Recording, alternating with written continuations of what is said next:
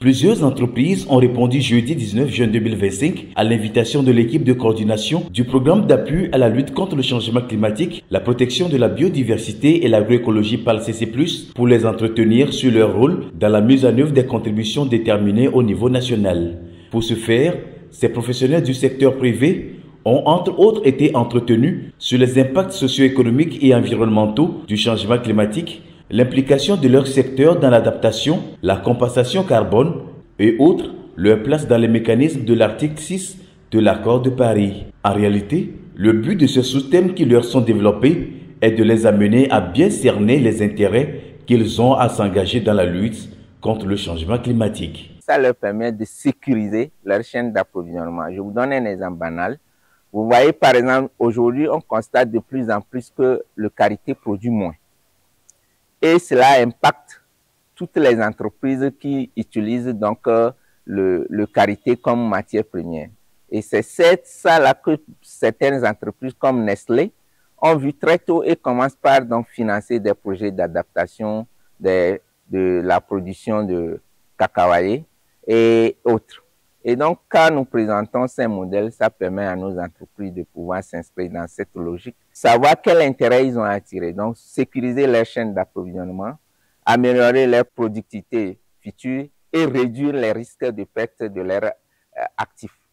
En plus de cela, quand les entreprises se conforment, ça leur permet d'accéder à certains marchés financiers, de pouvoir accéder à des prêts concessionnels pour améliorer leur compétitivité.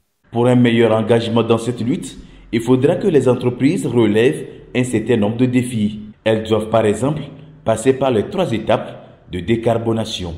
La première, faire le bilan de leur quantité d'émissions de gaz à effet de serre, prendre des mesures pour réduire les émissions et aussi, après ces 2 étapes, savoir que les émissions résiduelles qui restent doivent être compensées en finançant par exemple un projet carbone.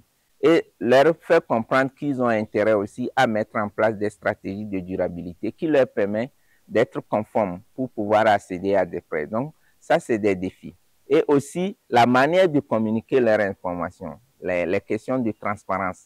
Lorsque vous respectez les procédures de communication et vous êtes transparent, ça vous permet de mieux vous préparer à ce monde-là qui est devenu très compétitif.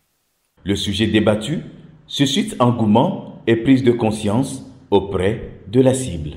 Vu qu'on a déjà mis en œuvre certaines activités, nous serons amenés maintenant à d'abord faire un bilan.